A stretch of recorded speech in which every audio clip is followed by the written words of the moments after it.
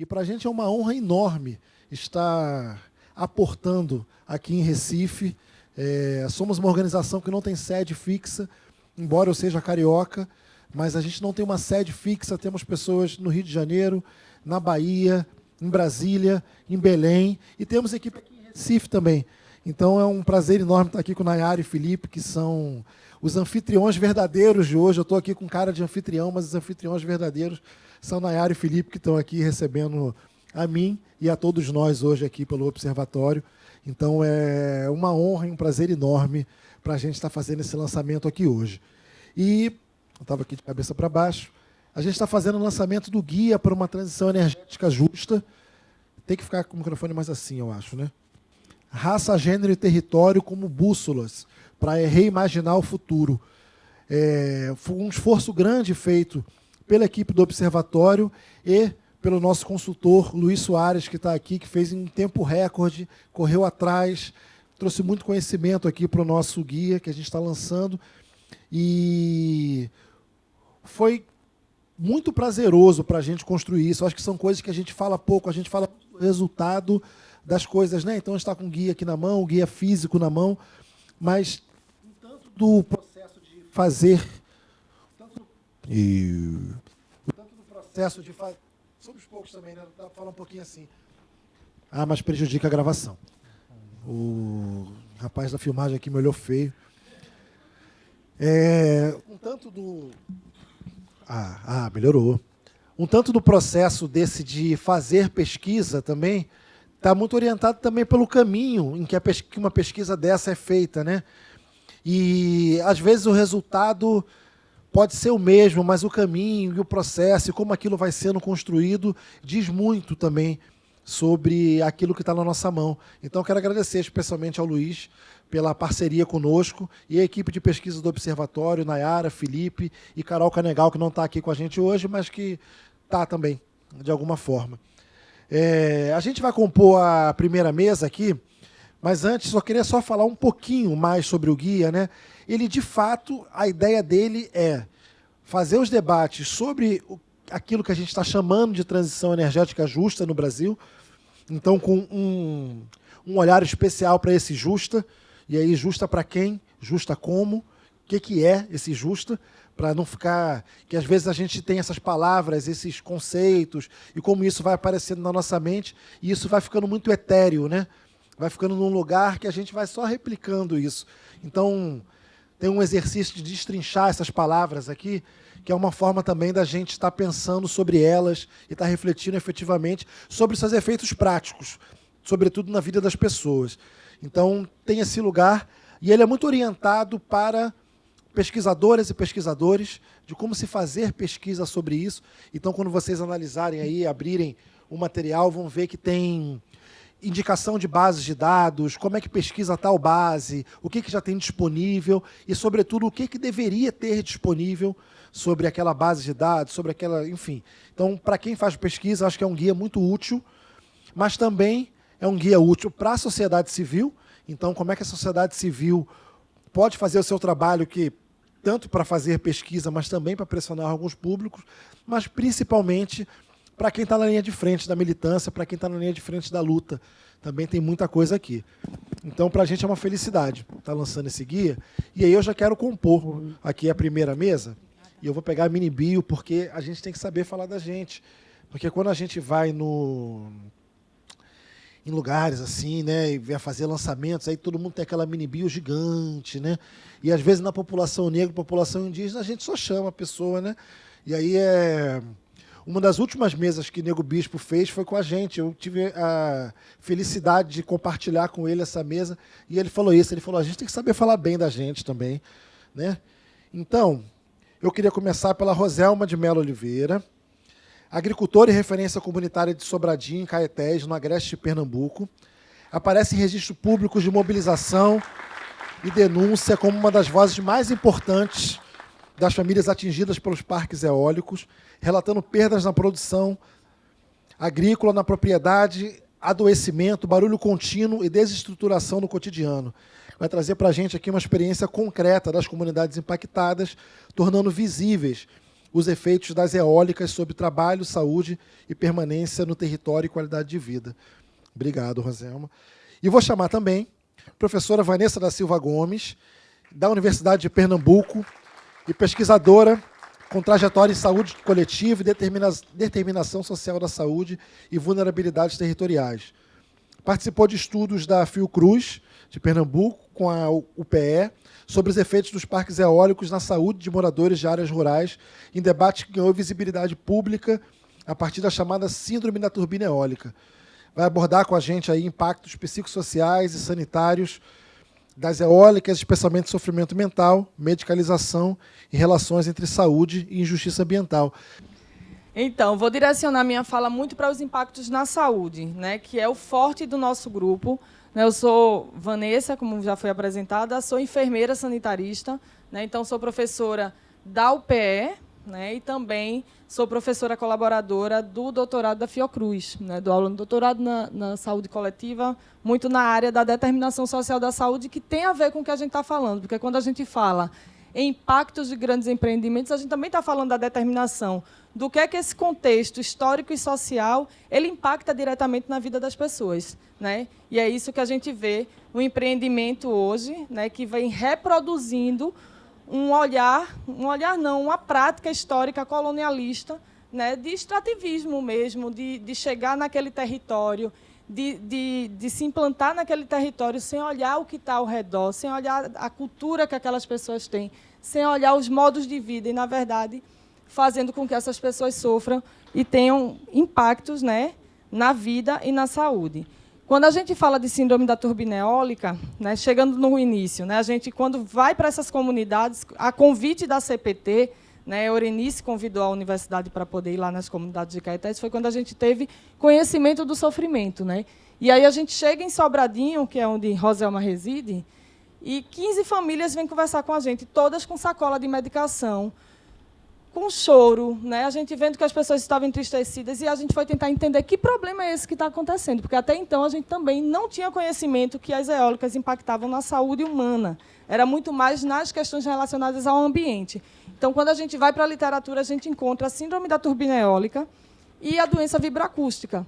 A doença vibraacústica é muito mais ligada à questão dos infrações que essas torres também emitem, né? Porque as torres, os aerogeradores, eles têm os infrações, os sons, que são os ruídos audíveis, né, que também impactam na saúde dessa população, e o efeito estroboscópico também, né, um outro ponto, né, que impacta muito nas questões relacionadas a equilíbrio, a visão.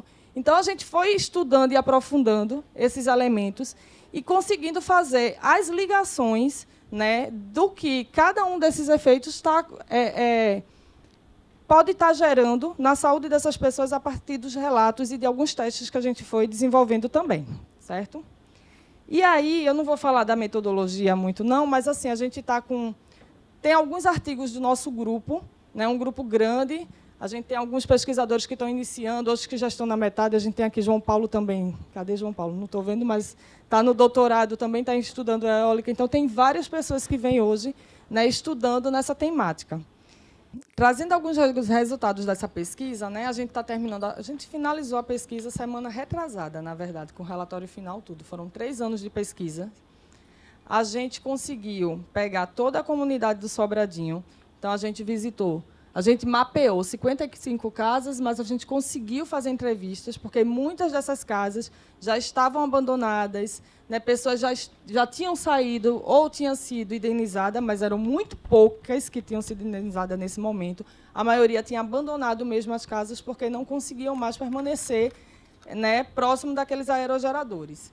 E aí a gente conseguiu entrevistar 54 moradores de 35 municípios, né, nessa comunidade de Sobradinho. Fizemos também outras etapas, né, que foram entrevistas semi-estruturadas, círculos de cultura, mas a gente vai trazer alguns dados mais relacionados aos dados quantitativos. Tá? A distância mínima naquele momento, quando a gente iniciou a pesquisa em 2023, era de 100 metros. É muito pouco. Para quem nunca viu um aerogerador, ele tem, em média, de 150 metros do solo até a ponta de uma hélice, né? Então, só você saber que você está a menos da distância do tamanho de um aerogerador, isso já causa um medo e também isso já provoca efeitos na saúde. A ansiedade que a gente vê, medo, eu estou falando só de um ponto. Se eu for falar dos outros todos, vocês vão ver que a gente chama de síndrome, porque síndrome é um conjunto de sinais e sintomas. E esses sinais e sintomas eles se potencializam, né? E um vai levando ao outro. Então, essa é uma questão, as pequenas distâncias, aqui são algumas fotos que a gente conseguiu tirar pelo drone. Né? Então, passando mais rápido, aqui é a caracterização da população, vou falar bem rapidinho, porque isso aí tem muito a ver com racismo ambiental. Né? A gente sabe que os locais onde os empreendimentos eles vão ser instalados, eles já têm o CEP, certo? Né? Esses empreendimentos são instalados em comunidades, principalmente de agricultores e agricultoras, de populações negras, de populações quilombolas, indígenas, né? Próximo dessas populações, que são essas pessoas que já têm uma certa vulnerabilidade e vão ser vulnerabilizadas agora por esses empreendimentos. Né? Então, a gente também fez essa caracterização, então, a maioria da população era negra, com baixa escolaridade, morava... só 25%, se não me engano, morava naquela comunidade há menos de 10 anos, mas a maioria já morava lá, e quando eles não moravam, a família já morava. Né? Então, estão lá há muito mais tempo. Isso aqui eu vou passar porque a gente sabe que tem um impacto na criação dos animais e também na agricultura. E esse impacto na agricultura e na criação de animais modifica o modo de vida dessas pessoas, então também impacta na saúde. Quando a gente fala em saúde, a gente não está falando só das doenças, que eu vou falar mais na frente, mas eu estou falando também de uma mudança de modo de vida, né? Uma mudança econômica também, porque essas pessoas, a maioria, vivem da agricultura e da criação de animais e tiveram que deixar de criar animais e tiveram que deixar de plantar, muitas vezes, porque não conseguem mais, né? o ressecamento desse solo, inclusive. A mudança no ecossistema, né? Então, tudo nesse ecossistema muda, desaparecimento de pássaros, de abelhas, o desmatamento também. Então, mais de quase 90% das pessoas falaram sobre esse desmatamento. E aqui, a gente chegando nos impactos relacionados às doenças, né? E problemas de saúde que essas pessoas vêm desenvolvendo. Então, na pesquisa, no levantamento, a gente nós aplicamos, num primeiro momento, que foi desse diagnóstico geral, 2 questionários. Um voltado para esse diagnóstico familiar e um segundo para o diagnóstico individual. E aí a gente conseguiu levantar que em torno de 78% das pessoas relataram estresse. Segundo, perda da qualidade de sono, insônia. E aí vem vários outros sintomas que a gente foi levantando. E aqui, essas setinhas mostram o que está relacionado à saúde mental. Então, é gritante os problemas relacionados à saúde mental nesses territórios. E se a gente compara com a população geral, né, de um outro ambiente, também rural, que não tem um empreendimento eólico, a gente vê que esses dados são gritantes. Thales, por favor, tu me diz o tempo, tá? Não, fica tranquilo. Não diga isso, não. Então, assim, a gente levantou vários problemas de saúde que foram relatados, né, por essas pessoas. E, em um segundo momento, a gente foi fazendo também alguns testes que eu vou falar mais na frente. Então, por exemplo, em saúde mental, a gente tem, quando a gente vai para a literatura e fala sobre síndrome da turbina eólica, a gente vai ver esses mesmos sinais e sintomas que foram relatados por essa população acontecendo. Então, assim, os sinais e sintomas que estão na síndrome da turbina eólica é exatamente o que foi relatado por essas pessoas. Né? E aí, não só no estudo da gente lá em Caetés. Se a gente pegar, tem um estudo da professora Cristina, no Rio Grande do Norte, e a gente estava vendo essa comparação, é muito semelhante o que ela encontra no Rio Grande do Norte. Né? Então, em Ceará, a gente também está com essa articulação, são muito semelhantes esses dados. Então, quando a gente vem aqui, a gente também... Era uma das questões que a gente foi questionada, mas é a percepção dessas pessoas querendo diminuir o estudo. Né? E, para mim, né, e para o grupo da gente, dizer que percepção não é algo importante é você violentar mais uma vez essas pessoas, porque são elas que sentem e que sabem o que sofrem na pele. Mas aí a gente aplicou alguns testes. Na saúde mental, a gente aplicou em 50 pessoas da comunidade o teste SRQ-20, né, que é da OMS, da Organização Mundial da Saúde, E a gente conseguiu ter um dado de 68% positivo para transtornos mentais leves ou transtornos mentais comuns, né? Então, é um teste validado pela OMS, onde a gente tem um percentual altíssimo, porque a gente tem que lembrar que é uma população do campo, é uma população de agricultores e agricultoras, onde problemas relacionados à saúde mental, geralmente, a gente tem um percentual menor do que da cidade, né? E a gente tem um dado aí bem alto. E aí tem a questão da medicalização também, que é bem alta, muita gente tomando medicação, em torno de 60% das pessoas que relatam problemas de saúde mental já tomam medicação para dormir, entre crianças, adultos e idosos, né? Muita criança também tomando medicação. Aqui, é porque eu trago isso aqui, porque saúde mental a gente fala. O que é que relaciona a saúde mental? Os infrações trazem problemas à saúde mental. Os ruídos, imagine você estar 24 horas por dia embaixo de algo que está lhe incomodando, de um ruído que incomoda, né?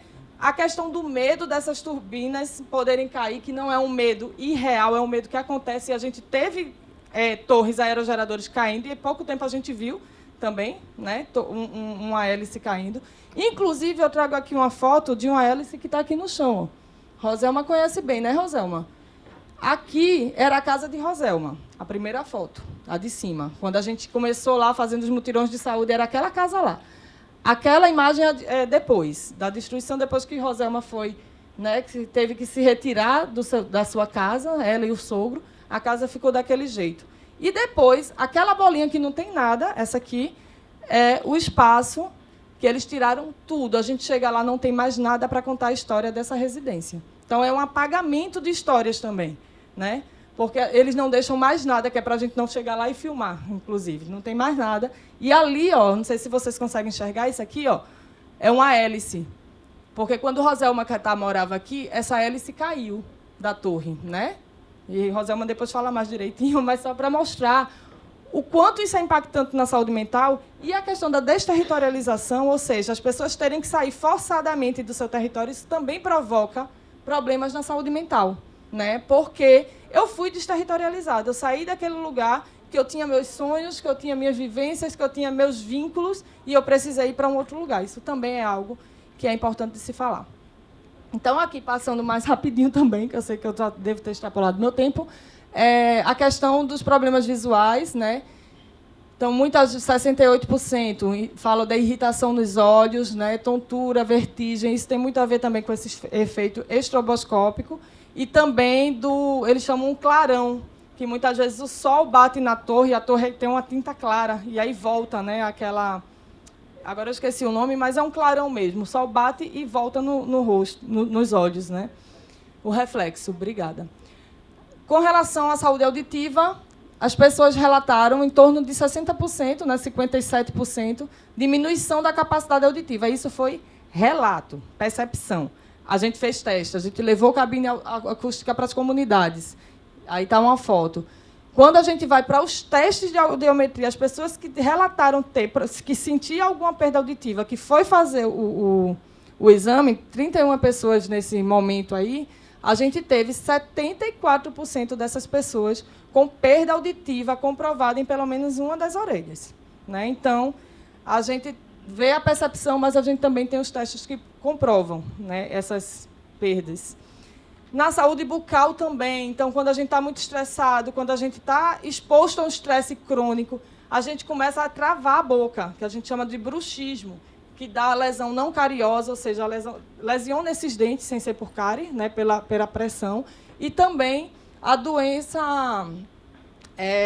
a disfunção temporomandibular, que é a DTM. Então, a gente também teve um dentista que estava fazendo mestrado com a gente, fez, por dentro do nosso projeto, essa pesquisa. A gente conseguiu detectar em torno de 34,1%. Dizia que tinha bruxismo, e quando a gente foi para os dados, quase 90% dos... Eram 20 exames, 18, eles realmente tiveram diagnóstico para DTM. Fora essas questões, a gente não trabalhou nosso grupo por testes, mas sim pelas percepções, né? Muita gente relatando hipertensão, palpitação no coração, alteração da frequência respiratória, né? Então, insônia é algo que é muito, muito relatado. E uma outra questão que a gente vê nessas comunidades também é a questão de uma alergia, né? É uma alergia na pele que eles relatam, e a gente conseguiu pegar e ver, né, essa alergia, né, que as pessoas relatam, e que eles fazem uma relação com o pó branco que cai das torres, né, e que esse pó é real, a gente vê nas calhas dessas casas. Então, assim, não temos esse estudo, mas esse estudo que a gente fez, ele abre caminho para milhares de outros estudos, como esse do pó branco, é algo que é importante também ser investigado. Aqui é só uma foto, né, da torre que caiu, né, para a gente mostrar que caiu mesmo. Ali, eita, deixa eu passar. Isso aqui é mostrando que essa estrada aqui, o ônibus escolar passa por baixo da torre. Aqui é a estrada, né, que dá acesso a uma determinada comunidade e passa embaixo dessa torre, né? Só vou passar. Nosso grupo, aqui estão algumas referências que a gente utiliza no estudo. E aqui é o primeiro documentário, né, que esse grupo, junto com a CPT, a gente lançou, que é o Vento Agreste. A gente está para lançar o segundo documentário agora até junho, dia 19 de junho. A gente vai lançar um documentário só falando sobre saúde, que vai ser o Ventos para a Saúde. E aí, já para finalizar minha fala, eu já convido vocês para o seminário de 18 e 19 de junho, né, que é também o encerramento da nossa pesquisa. Obrigada, gente. Espero que eu tenha conseguido.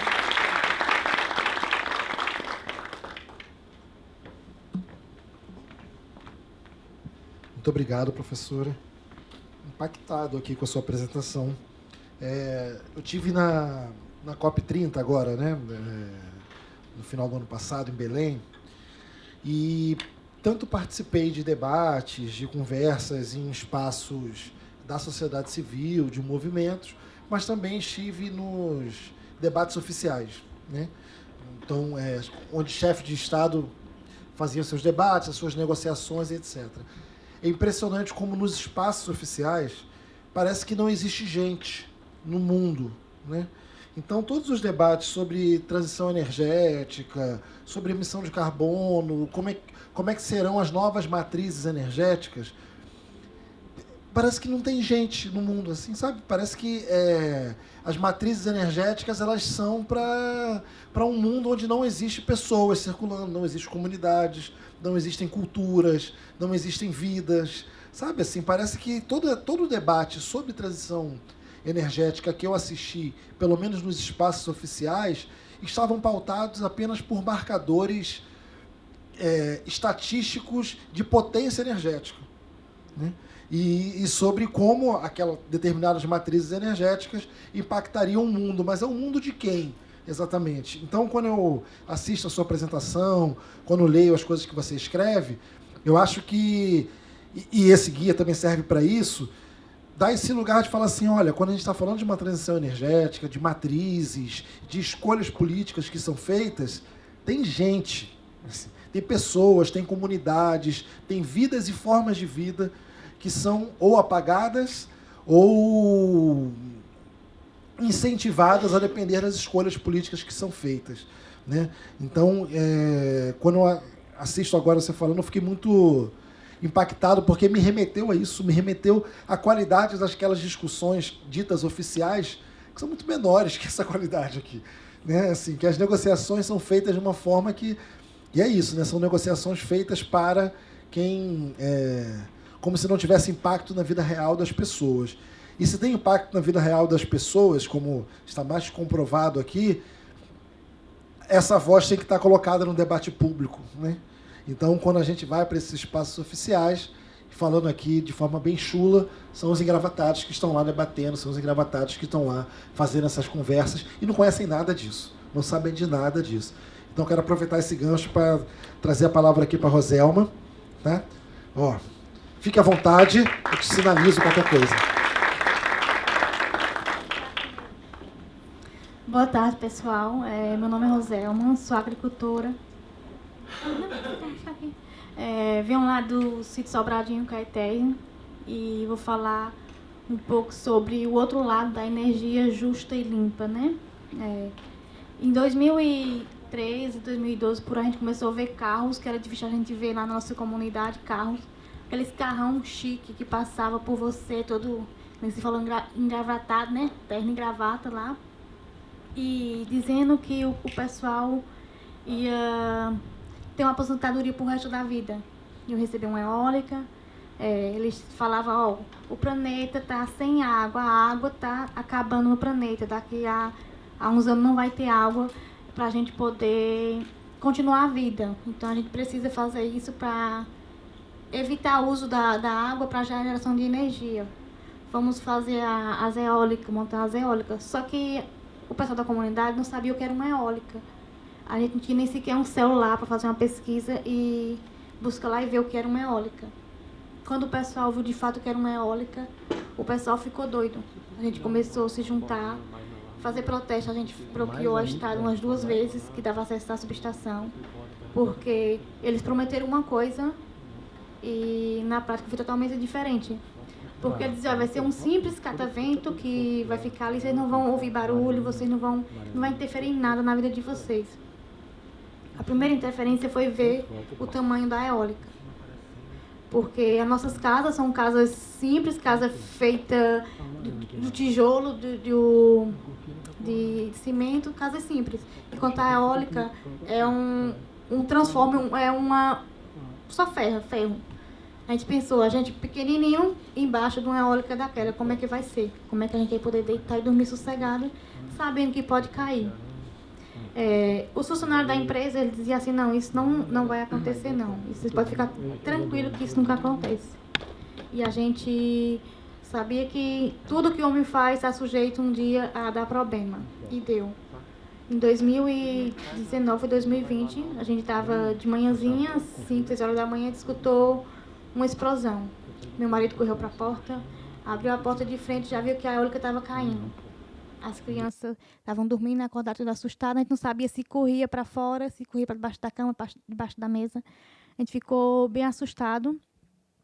Outras pessoas de longe ouviram o barulho, outras pessoas viram a eólica ia num canto e no outro para cair. E o mais próximo que tinha as nossas casas embaixo delas.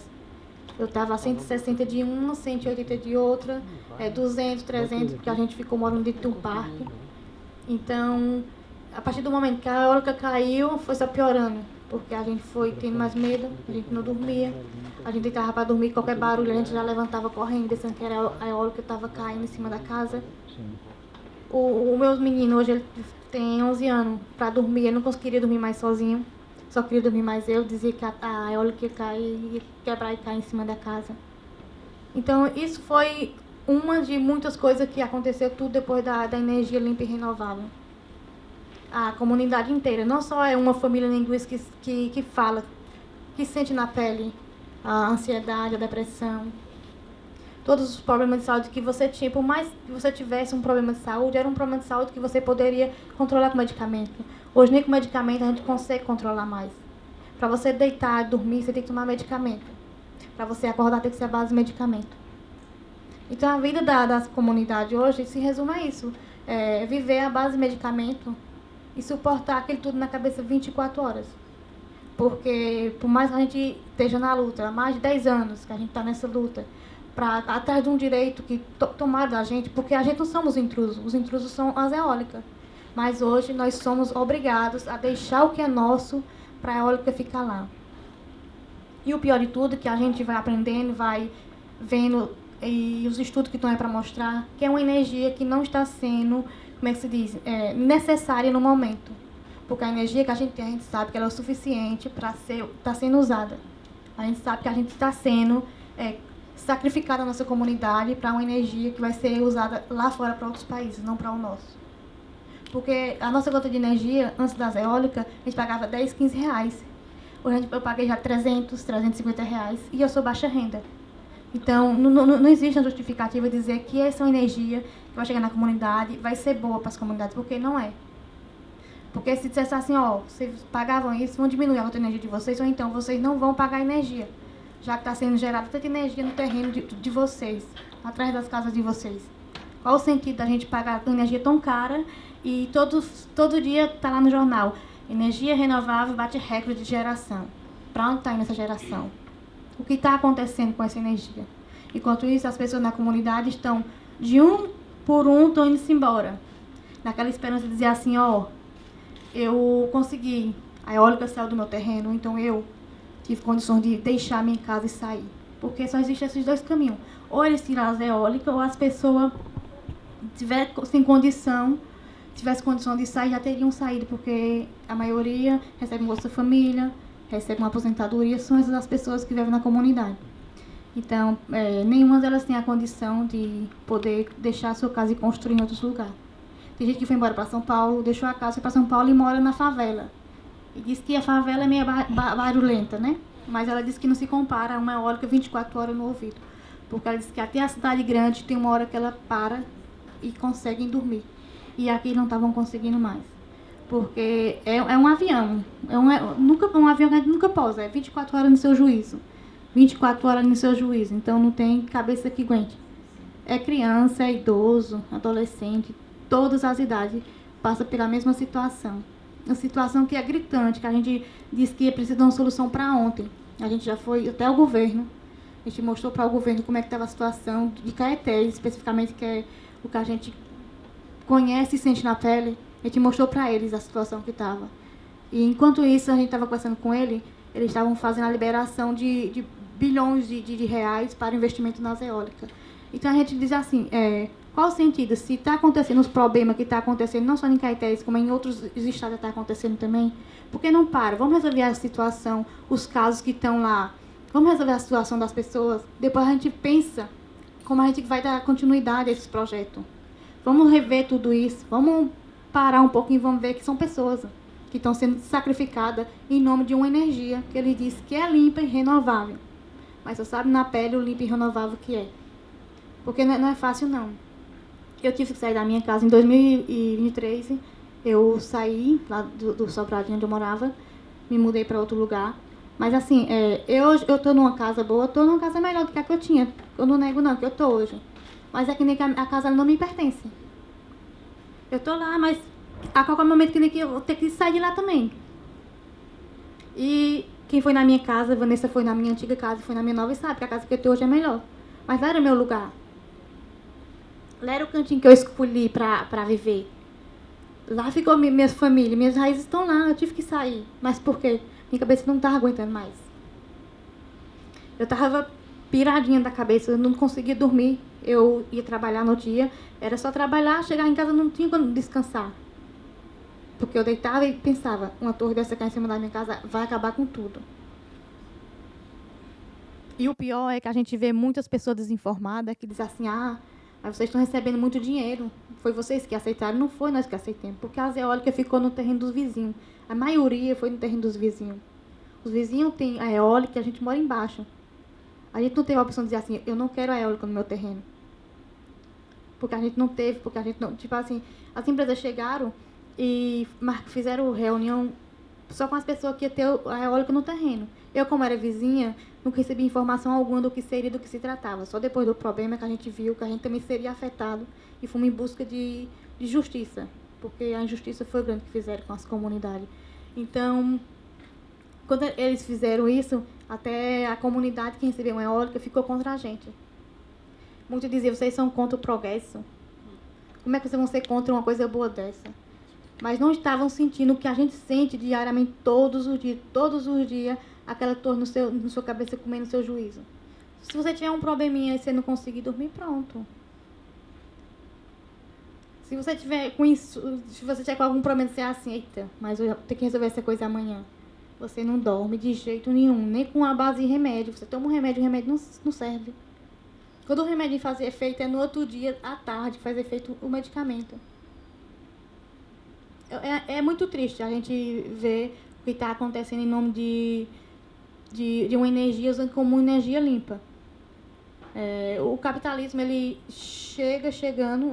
eu acho que é assim, ele só muda o nome e o formato dos projetos que eles colocam nas comunidades. Porque ninguém vai chegar numa fazenda de um rico e colocar uma eólica dessa atrás da casa deles. Na cidade a gente vê lá, tem aquelas placas, tem fotos das eólicas bem pertinho da cidade. Mas não é perto da cidade, é na zona rural. Porque assim, quem mora na cidade, quando quer descansar um pouquinho, sair daquela correria, eu vou para o sítio, eu vou descansar hoje. E hoje a gente é o contrário. A gente corre para a cidade para descansar na cidade. A gente já viu, teve pesquisador que empresas já contrataram para mostrar. E eles fizeram uma comparação bem, bem doida mesmo. Disseram que a eólica era a mesma coisa de um liquidificador ligado. Não se compara. Não se compara. Dizer que um eólico, o barulho dela é a mesma coisa de um liquidificador. Até porque o liquidificador a gente desliga se a gente quiser. E a eólica a gente não pode, né? Fez comparação usando um grilo. É a mesma coisa de um grilo cantando, não é? A gente vê a natureza, a gente escuta um pássaro cantando, a gente não escuta mais hoje. A gente vê os pássaros maiores, que nem o urubu, cortado ao meio. A gente chega lá, tá só os pedaços que a eólica cortou. A gente não planta mais perto das eólicas. E isso foi uma promessa deles que disseram que a gente poderia continuar plantando e colhendo. A gente não consegue fazer isso mais.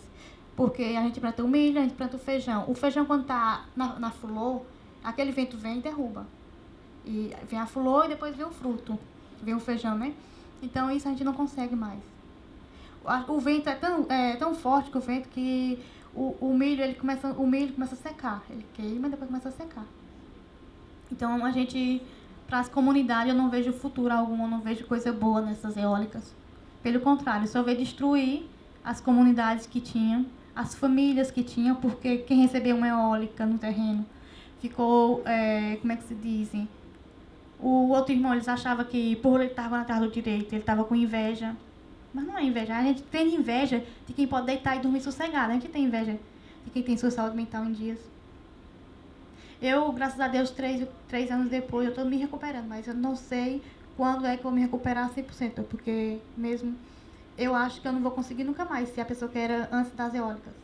Porque só de falar eólica já me dá um negócio. Já me dá aquela agonia, aquela tristeza. Quando eu vi a foto da minha casa, já deu vontade de chorar.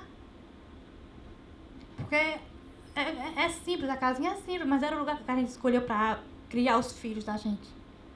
Era o lugar que estava meu avô, minha avó, minha irmã, todo mundo estava lá.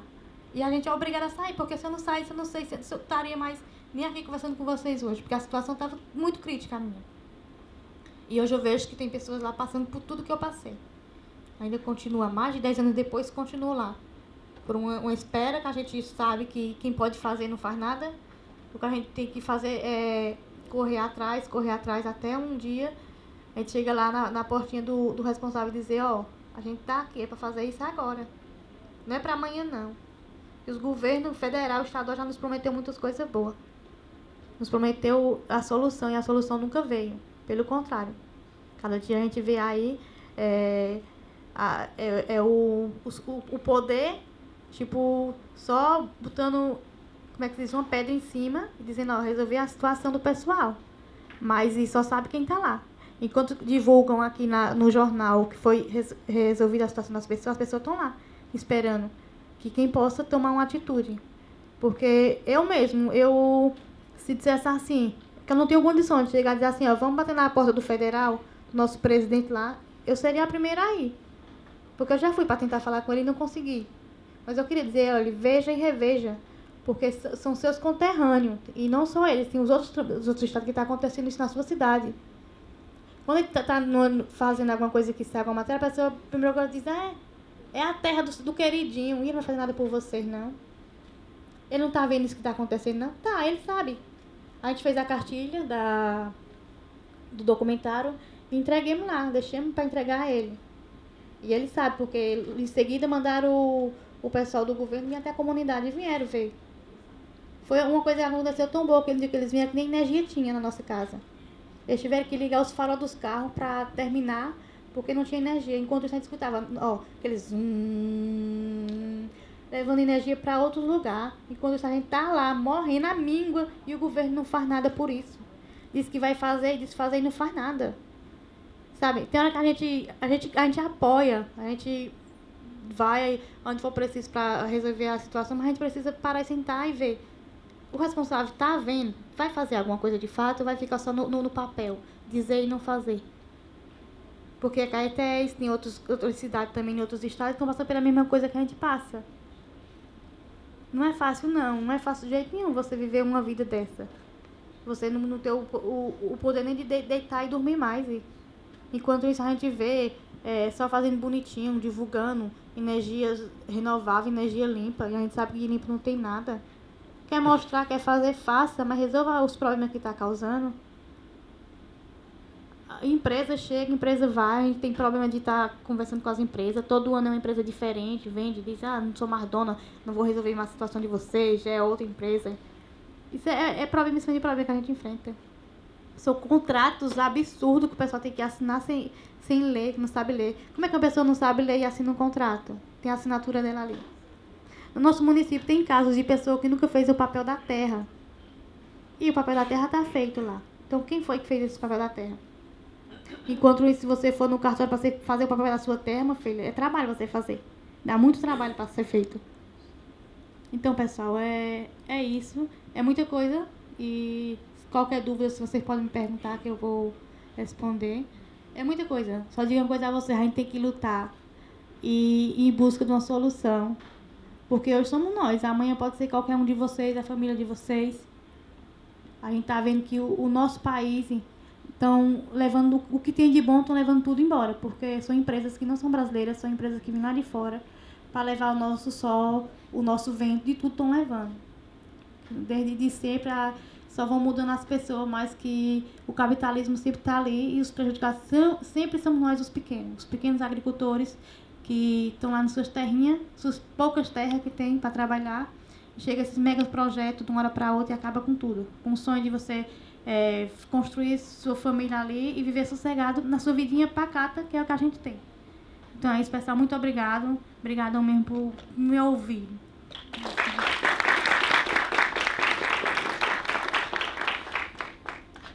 Obrigado, Roselma, por esse relato forte para a gente. A gente sempre fica... Hoje eu estava tomando um café de manhã com a Léo, que eu acho que chegou aí, eu vi por aí. Tá ali. A gente estava muito conversando sobre um lugar que a gente no Observatório da Branquitude ocupa, que é o de pensar o poder, né? Pensar as relações que o capitalismo exerce, que o capitalismo racial exerce, a partir das dimensões de poder, né? Que são isso. Como é que determinadas áreas, né, determinadas regiões, determinados grupos de pessoas são sacrificadas para poder levar energia para outro lugar, seja para fora do Brasil, seja para o Sudeste brasileiro, por exemplo. Então, acho que o assunto aqui, né, acho que essa conversa tem muito a ver com isso, assim, né? Porque como é que a gente olha para determinados locais, para determinados grupos de pessoas e fala assim, essas aqui podem ser sacrificadas para a gente gerar uma reserva energética para poder ter carro elétrico em outros lugares, né? Seja no Sudeste brasileiro, seja... Carro elétrico é só uma alegoria, né? Mas para poder levar energia para outros lugares, né? Se é uma verdade de que não é possível mais pensar em combustíveis fósseis como sendo a nossa principal matriz energética, né? Então pensar numa aposta em combustíveis fósseis, que o governo ainda está fazendo essa aposta, né? Mas se a gente quer lutar contra os combustíveis fósseis, isso não pode ser à custa de pessoas negras, de pessoas indígenas, de agricultoras e agricultores. Acho que esse é o grande ponto aqui, né? Isso a gente chama aqui de zonas de sacrifício, né? Que é como você sacrifica determinadas áreas para poder levar energia para outras pessoas, né? E que áreas essas são sacrificadas? Que pessoas podem ser sacrificadas? Eu acho que o seu relato, Roselma, traz um pouco isso, assim, de falar assim, quem é que pode ser sacrificado? Que vidas e culturas e pessoas a gente pode sacrificar ou fazer com que saia de seus territórios, que sejam mais descartáveis mesmo, para que outras pessoas e outras energias, para que outras vidas possam ser vividas plenamente de acordo com aquilo que o capitalismo quer, né? Então, o seu relato traz isso de forma muito forte, o relato da professora Vanessa também, a pesquisa que a professora Vanessa traz, e o guia também fala sobre isso, assim. Fazendo uma certa junção das duas falas, a professora Vanessa trouxe no final da fala dela, falou assim, olha, essa pesquisa que a gente faz abre portas para outras pesquisas, né? E esse é o mesmo convite que a gente faz com o guia também, de olhar e falar, olha, tem aqui algo a ser feito a mais. Assim, né? Então, assim, a gente colocou aqui essas tabelas, né, de falar, olha, tem tabelas aqui dentro do guia que mostram assim, outras possibilidades de pesquisa, outras bases de dados, mas isso também é política. no sentido de que a gente tem que pressionar esses órgãos, que são as agências reguladoras, os órgãos que mediam essa relação, ou que deveriam mediar essa relação entre empresas, comunidades, a gente tem que pressionar eles para que produzam mais dados sobre as populações, produzam inclusive dados de saúde sobre essas populações, né, para que a gente consiga mensurar de fato o impacto para essas populações e falar quem é o impactado ou não nessas histórias, né? Então, quero agradecer isso. A gente tem tempo para algumas perguntas? Boa tarde, eu me chamo Marlon Lopes. Som. Ok, som. Meu nome é Marlon Lopes, Galvão de Lima Mate. Eu sou militante, ativista, moro no Parque Nacional do Catimbau, tenho referências com Cacique Capinauá, e estive em outubro de 2023 em Caetés. Estive com a CONAC, nós estivemos lá no Mulheres Quilombolas rumo à COP30, e o que nos resta realmente é uma contribuição. Fechem as portas dos territórios para visitantes, para a imprensa e para pesquisadores, porque essas, infelizmente, têm sido as pessoas, não pesquisadores das nossas universidades, não os que estão interessados em trazer tecnologia e resposta para esses que vêm de fora, mas que a gente possa contribuir de forma coerente de manter nossa rede de apoio ancestral blindada. O cacique Marcos Chucuru foi um exemplo agora de batalha, de ter ganhado uma eleição e não ter podido, inclusive, sentar na cadeira de prefeito antes de um ano de luta, porque o homem branco que estava lá com sobrenome italiano era o dono da cidade. E nós precisamos travar essas batalhas com as nossas infâncias. Então, a pergunta é, temos um processo, já temos um projeto sendo encaminhado para as nossas crianças, para os nossos adolescentes e para os nossos jovens, para a geração que vai herdar esse problema? Nós temos que pensar neles, porque, de verdade, nós já estamos aqui com essa consciência ativada. Mas, se nós não alcançarmos a rede de ensino básica e fundamental, é lá, na aldeia, no quilombo, no povoado, que a gente fecha as portas e que a gente lidera a unidade interna do nosso território.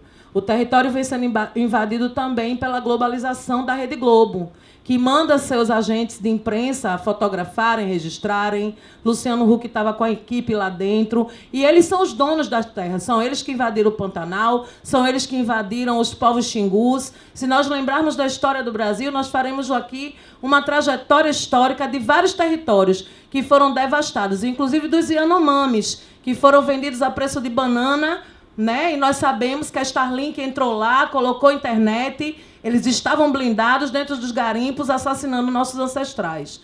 Então, que nosso projeto ele seja elaborado para as nossas crianças sempre, porque são eles o futuro de amanhã. E se eles souberem dizer não a todo tipo de invasor, a gente, então, salvaguardou o Brasil.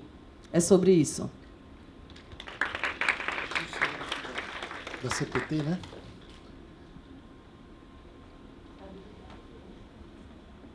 Som.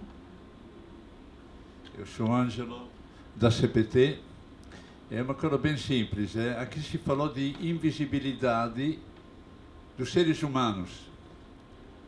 Acho que nós temos que falar também da invisibilidade da natureza.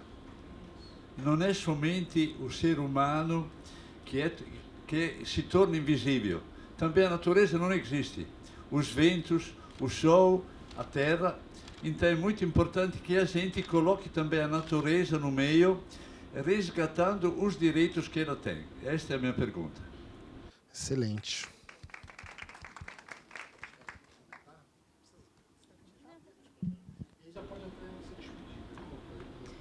Então, muito bons comentários, né? Eu acho que quando a gente trabalha, por exemplo, na perspectiva que a gente vem de saúde, o ser humano é um ponto dentro de uma natureza que está tudo interligado, na verdade, né? Quando tem algum desequilíbrio aí, e as eólicas é um desequilíbrio nessa natureza, a gente sente no nosso corpo, né? Eu acho que é muito nesse caminho, sim. E eu não consegui escutar teu nome que cortou. Marlova. O que Marlova traz, né, é algo que a gente vem defendendo. Estou na universidade, estou nesse espaço de universidade, mas esse espaço também é um espaço que reproduz o modelo hegemônico, né? Então, existem, sim, muitas pesquisas que são pesquisas predatórias que vão para lá para que os pesquisadores eles possam melhorar seus currículos, né? Mas eu acho que é importantíssima essa fala, é importante a gente frisar isso, né? Na construção que a gente faz nas comunidades, foi uma pesquisa que a gente fez junto, desde o primeiro dia, né, Roselma, que a gente foi convidado por movimentos sociais, mas, enquanto pesquisador, enquanto universidade, eu tenho essa consciência, mas não são todos os professores e pesquisadores que têm, e as comunidades precisam estar sempre alertas, é isso. Então, obrigada também por sua contribuição. Queria ir me despedindo, agradecer esse espaço, né? Fico muito feliz por esse debate, por esse público, por poder estar aqui dividindo também a mesa com Roselma. Como é que a gente consegue acessar a pesquisa? Então, a gente está com a página do Instagram nova, a gente não estava publicando, na verdade, a gente estava junto com a Escola dos Ventos, né? A Escola dos Ventos é um movimento, né, Roselma, que foi um dos objetivos da pesquisa, era ter um espaço de diálogo e debate e formação dos agricultores e agricultoras, e aí transformando a Escola dos Ventos, que hoje é um movimento, né? A gente é só convidado na escola hoje. Então, a gente publicava as coisas a partir da Escola dos Ventos. Hoje a gente tem, que é @Ventos para a Saúde. É o nosso na página do Instagram, onde a gente vai colocando artigos, publicações, atividades. A gente vai ter uma atividade na comunidade, vai ter essa atividade agora na Fiocruz também. Então, se vocês puderem seguir, a gente agradece. É novo, deve ter bem pouquinho seguidor. A gente está criando agora só por causa do seminário que a gente vai fazer em junho. Tá? Obrigada novamente. Muito bom estar dividindo essa mesa.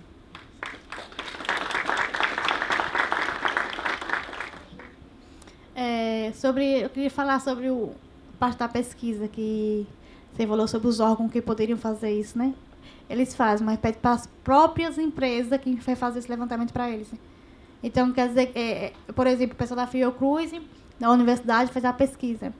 Os órgãos fiscalizador, que era para fazer a parte deles, eles mandam para a empresa. A própria empresa vai fazer seu levantamento e repassar para o órgão que era para ser competente, que deixa de ser competente. Isso. Aí quem faz é a própria empresa, faz seus levantamentos, faz sobre a questão de saúde, ruídos, meio ambiente. Então, a empresa faz e mandam para cá, para o órgão. Então, isso para eles está de boa.